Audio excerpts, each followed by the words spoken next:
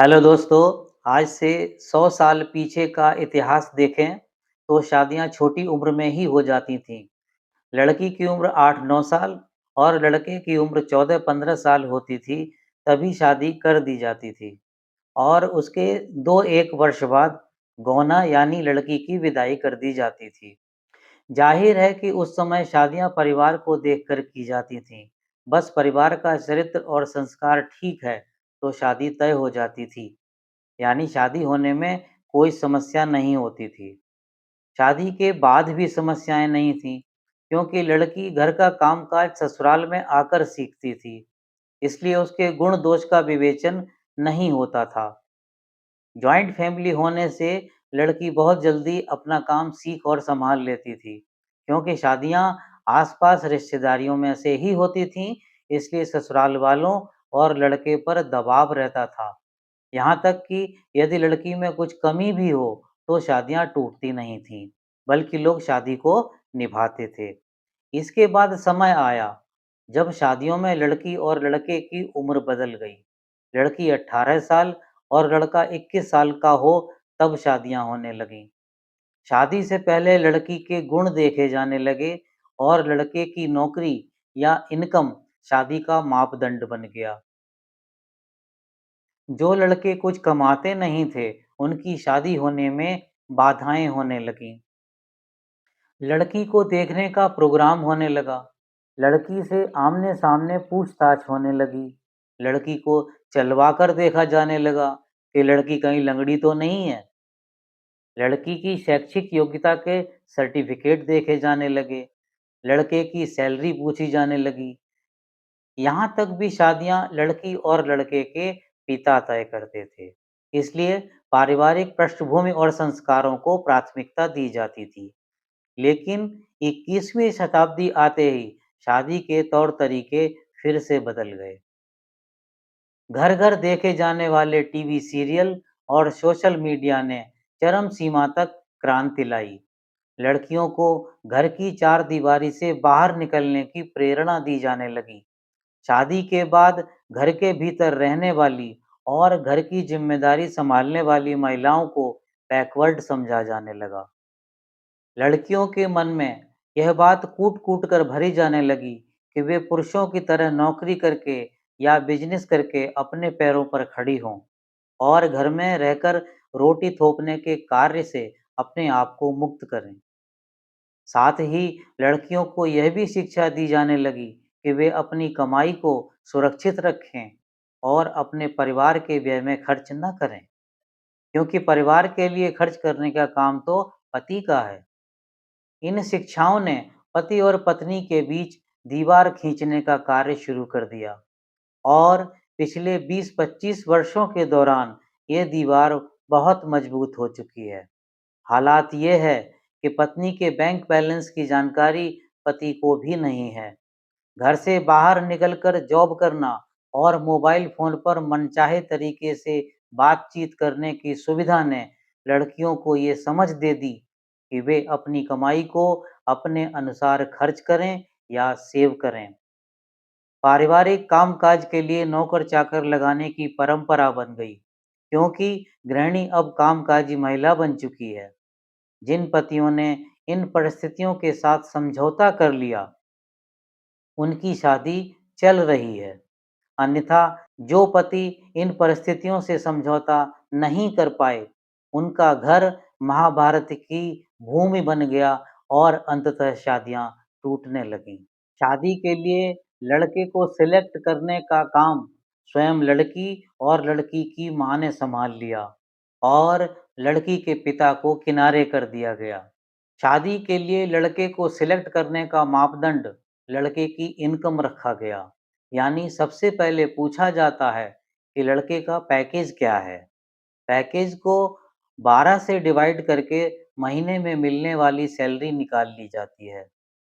जबकि पैकेज में कई चीज़ें ऐसी शामिल होती हैं जो हर महीने नहीं मिलती हैं, जैसे ट्रैवलिंग अलाउंस, इंश्योरेंस और बहुत सारी चीज़ें। इसलिए प्रति माह मिलने वाली सैलरी पैकेज को 12 से डिवाइड करके निकाली गई सैलरी से कहीं कम बैठती है। शादी के बाद ये क्लेश का एक बड़ा कारण बन रहा है। संस्कारों को एक किनारे रख दिया गया है।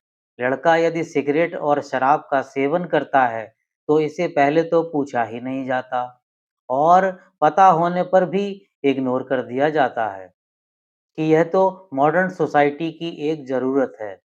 जबकि सभी लोग जानते हैं कि शराब बर्बादी और जुर्म की जड़ है। ज़्यादातर लोगों को ये भी पता है कि एक सिगरेट पीने से व्यक्ति का जीवन 5 मिनट कम हो जाता है। सिगरेट का धुआं दूसरे लोगों को भी उतना ही नुकसान करता है जितना स्वयं सिगरेट पीने वाले को करता है। पति और पत्नी के बीच झगड़ों की वजह पति का शराब पीना और शराब पीकर पत्नी के साथ गाली गलौज और मारपीट करना भी है। लड़की और उसके घर वालों की पहली पसंद होती है लड़के का सरकारी जॉब में होना। यदि गवर्नमेंट जॉब वाला लड़का ना मिल सके, तो दूसरी पसंद है लड़के का पैकेज 1 लाख या उससे अधिक होना। ये पैकेज सॉफ्टवेयर इंडस्ट्री में काम करने वाले लड़कों में होता है। तीसरे नंबर पर वे लड़के आते हैं जो प्राइवेट जॉब में हैं और 50-60 हज़ार रुपया प्रति माह कमाते हैं। बीटेक, एमबीए, बीएड जैसी डिग्रियां करके प्राइवेट जॉब करने वाले लड़कों को छोटे शहरों में शुरुआत में 15-20 हज़ार और बड़े शहरों में हो तो 20 से 30 हज़ार सैलरी मिलती है। लड़की और उसके घर वाले इन लड़कों को शादी के योग्य नहीं मानते और इसलिए इनसे बात करना भी जरूरी नहीं समझा जाता है।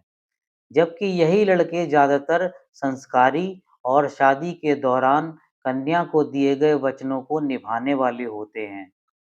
इन्हें रुपए की कीमत पता होती है, इसलिए ये उल्टे सीधे शौक भी नहीं पालते। यहाँ शादी के योग्य लड़कियों और उनके परिवार के लोगों को ध्यान देना चाहिए कि पैसे का अधिक होना शादी के बाद लड़की के सुखी होने की गारंटी बिल्कुल नहीं है। लड़का यदि अधिक पैसा कमाता है, तो उसके शौक भी निराले क्यों नहीं होंगे? जरा सोचिए, यदि लड़का शराबी है या उसकी 1-2 गर्लफ्रेंड भी हैं, तो वह जिस लड़की के साथ शादी कर रहा है, उसे किस प्रकार सुखी रखेगा?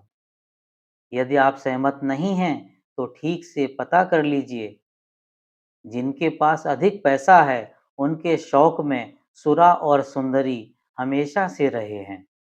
यदि अधिक पैसा होने के बाद भी किसी ने अपने को इन शौकों से बचाकर रखा है, तो उसे एक्सीलेंट की श्रेणी में रखा जा सकता है। कुछ केसेस में लड़के या लड़की का विवाह से पहले का प्रेम प्रसंग होता है। शादी कहीं और हो जाती है। समस्या तब खड़ी होती है जब लड़का या लड़की अपने शादी से पहले के प्रेम प्रसंग को भुला नहीं पाते और शादी के बाद भी फ़ोन पर बातचीत जारी रहती है या मिलना-जुलना भी जारी रखते हैं। ये क्लेश और तलाक का कारण बनता है। इसलिए विवाह से पहले का यदि कोई प्रेम प्रसंग है, तो उसे भुला देना ही समझदारी होती है। शादी अच्छे से ना निभा पाने में एक गलती कई बार वर पक्ष की ओर से भी की जाती है। लड़के की इनकम ज़्यादा न होने पर भी उसे बढ़ा-चढ़ाकर बता दिया जाता है। शादी के बाद खर्चे ना झेल पाने पर वर पक्ष की पोल खुलती है। तब कन्या पक्ष अपने को ठगा हुआ महसूस करते हैं और ये कलह का कारण भी बनता है। कई बार ये कलह तलाक तक पहुंच जाती है। एक बात यहाँ पर और है जो गौर करने की है। आजकल शादी के लिए लड़की की उम्र 30 से 32 साल और लड़के की उम्र 32 से 35 साल को नॉर्मल माना जाने लगा है। जबकि विशेषज्ञों की राय माने तो 35 साल की उम्र में लड़कियों की सुंदरता ढलान पर आ जाती है और 35 साल की उम्र के बाद बच्चा होने की संभावना भी कम होती जाती है। यदि किसी लड़के की शादी 35 साल की उम्र में होती है, तो उसका बेटा या बेटी जब 30 साल की होगी, तो उसकी स्वयं की उम्र 65 साल होगी, यानी वह बूढ़ा और रिटायर हो चुका होगा। खैर, बाद की बात छोड़िए, आज की बात पर आते हैं। विचार करते हैं कि शादी के बाद आज के हालात क्या है। परिवार के खर्चे झेलना पति की सामर्थ्य से बाहर हो चुका है। पत्नी और पत्नी के मायके के लोगों के दबाव से पति की कमर टूट चुकी है। पत्नी जॉब करके आर्थिक रूप से मजबूत होती है, इसलिए पति के साथ रहना कोई जरूरी नहीं समझती। कुछ अपवाद अब भी हैं, जिनके कारण भी शादियां नहीं चल पाती हैं। इनमें है दहेज की मांग करना और कन्या पक्ष द्वारा पूरा न किए जाने पर कन्या को प्रताड़ित करना। लेकिन शादियां न चल पाने में दहेज का कारण आजकल कम है और दूसरे कारण ज्यादा हैं। समाज जितना आगे बढ़ चुका है, उसको पीछे नहीं लाया जा सकता। फिर शादियों को टिकाऊ बनाने का तरीका क्या है? शादी से पहले जो लड़के और लड़कियां जॉब में हैं और मॉडर्न तरीके से शादी के बाद रहना चाहते हैं, उनके लिए यह जरूरी है कि शादी से पहले 1 वर्ष तक एक दूसरे के साथ बातचीत करते हुए संपर्क में रहें, जिससे कि वे तय कर सकें कि वे शादी के बाद अपने एक्सपेंसेस को कैसे वहन करेंगे। जब तक ये प्लानिंग ना हो, तब तक शादी करना व्यर्थ है, क्योंकि ऐसी शादी नहीं चल सकेगी और जितने दिन चलेगी, आपस में क्लेश ही रहेगा। शादी से पहले जो लड़कियां जॉब में नहीं हैं और शादी के बाद भी उनका इरादा जॉब करने का नहीं है, वे अपने पिता के माध्यम से ही शादी का प्रस्ताव रखें और शादी को फाइनल कराएं। शादी को फाइनल कराने में अपनी माँ को आगे न रखें तो अच्छा है। शादी के बाद अपनी ससुराल के कार्यों में अपनी सास और अपने पति से मशविरा करें। इस बारे में अपने मायके से सलाह बिल्कुल न लें। कन्या पक्ष को चाहिए कि यदि वे दहेज नहीं दे सकते, तो शादी से पहले अनावश्यक वायदा न करें। वहीं वर पक्ष को चाहिए कि शादी से पहले या शादी के बाद दहेज मांगने की मूर्खता न करें। लड़का और लड़की के शादी से पहले एक दूसरे से मिलने की परंपरा होती है।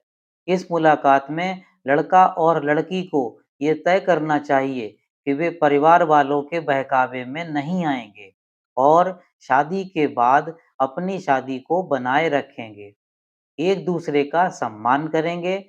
शादी कोई शौक या दिखावे की चीज नहीं है, बल्कि एक जरूरत है। इसलिए दिखावे में न पड़कर एक दूसरे का साथ देंगे और शादी को बरकरार रखेंगे, चाहे कोई भी बाधाएं आए। समस्याओं को आपस में हल करेंगे। जॉब करने वाली लड़कियों के मुकाबले जॉब ना करने वाली लड़कियों की शादियां अधिक सफल हो रही हैं। इसलिए लड़कियों और उनके माता-पिता को चाहिए कि लड़की को जॉब में लाकर होड़ में शामिल न हों। शादी के बाद बच्चे को पेट में रखने और जन्म के बाद उसे दूध पिलाने का गुण ईश्वर ने महिलाओं को ही दिया है। दुनिया और समाज कितना ही आगे बढ़ जाए, ये काम तो लड़की को ही करना होगा। फिर नौकरी करने जैसी अतिरिक्त जिम्मेदारी लड़की के कंधों पर किस लिए? दोस्तों, इस वीडियो में दिए गए विचार मेरे अपने हैं। यदि मेरे विचारों से किसी एक परिवार का भी भला हो सके, तो मैं समझूंगा कि मेरा प्रयास सफल रहा। वीडियो देखने के लिए आपका धन्यवाद।